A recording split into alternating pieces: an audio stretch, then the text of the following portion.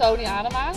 En ik ben op mijn sterkst als ik op badmintonnen ben en ik ben fanatiek bezig. Dan ben ik op mijn sterkst. En ja, verder ik net zo vol op de zeest. Middag mijn sterkst ben? Nou, als ik agressief ben. Als ik boos ben. Dan ben ik erop.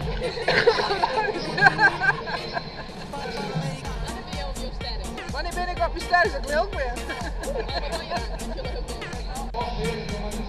Ik ben op mijn sterkst. Ik ken het